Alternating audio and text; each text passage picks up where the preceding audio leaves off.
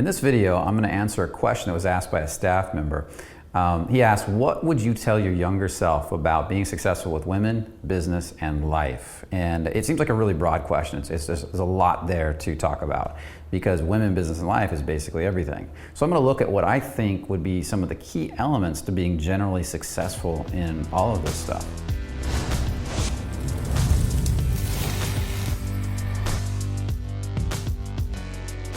Number one is immediately start working on your self-esteem. Learn to love yourself and then learn to give that love away. That's essential because the more you love yourself, the happier you are, the easier you're going to change. You see, we are a product of our emotional state, and a lot of people don't realize this. They're running around in a funk trying to force success. But the easiest way to create success is to start to enjoy life more, to start to feel happier more consistently. I mean, you're not going to be happy 24 hours a day, but you can be happy in general most of the time or in a good mood, because the better mood you are in, the more your nervous system and subconscious is going to work to give you what you want in life. In other words, the more you feel good about the thing you're doing, the more you feel turned on for it, the more you feel like you're enjoying it, the happier you're going to be. Like Arnold Schwarzenegger said, I'm coming all the time. I'm coming when I'm curling. I'm coming when I'm crossing the street. Do you think he was a little turned on for life? So being turned on for life is essential. The next thing is abundance. I'm not talking about abundance in life, that is true, but an abundance mentality. This sense that there's more than enough time. There's more than enough for everybody. That the world is designed to give people abundance. Not just me, but everybody. So I stop hoarding and I start giving my energy to the world, which then causes energy to come back. What you put out comes back. And so when people run around with a scarcity mentality, it's really hard to create success. But feeling abundant, and it all comes down to feeling it in your body.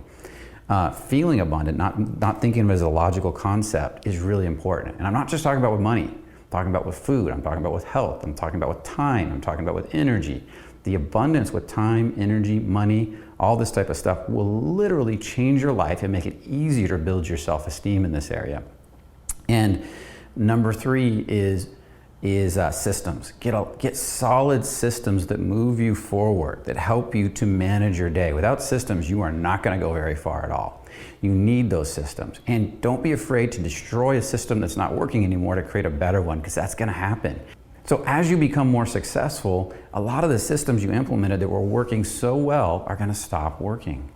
You have to rebuild those systems and create new ones that are more functional, and maybe even hand some of the stuff you were doing as a system off to somebody else as you start to develop employees, people around you.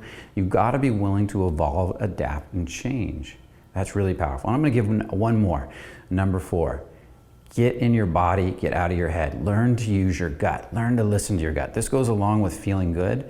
The more you feel good and the more you feel into your body and not use your head, but learn to move from your body, develop a sense of embodiment, what we call feeling and flow states and things like that, the better decisions you're going to make. Your unconscious processes at about 4 to 10 million bits of data per second was the last number I've heard. I've heard many numbers, but that's a lot, man. 4 to 10 million bits of data per second.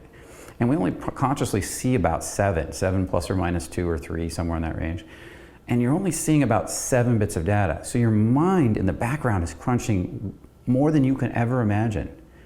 And if you're in feeling and connected to that gut brain, that part of your body that's instinctual, it's picking up tons of data in that millions range that you can't see consciously. So when you choose something, learning to listen to that gut is powerful in moving forward and creating success. People like Richard Branson said they would never have gotten where they're at if they just listened to logic. They had to use their gut brain or gut to get to where they are.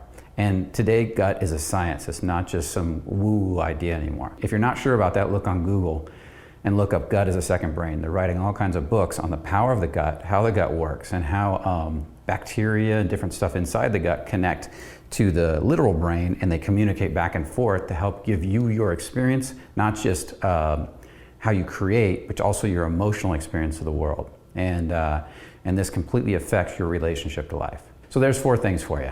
I hope that helps. I hope you enjoyed this video. And remember to comment below. I want to hear what you think is important. And put down, if there's something I left out that you think is super important, make sure to put it in the comments for other people. Maybe we'll end up creating a video about it. Maybe there'll be an aha moment for me and I'm like, oh yeah, I left that out. Because this channel is as much for you as it is for me. Also, make sure to subscribe so that you don't miss any videos. Make sure to check out thefearlessman.com. And remember, only the confident really live. See you in the next video. Through relating to each other's emotions and feelings. We bond through feeling, and which is listening. Like if I'm listening to you, listening to your emotions or feeling your emotions while you speak. So it's essential that you're in your body because you can only do that from your body. The analytical mind, something that's like a value, like you dig in the dirt. You dig in the dirt and you find a relic that's been covered over for years and you start cleaning it off a little bit at a time and it starts to shine out and you're like, wow, this thing's amazing. Where some people will have to be put back together. You have to glue all the pieces back together and then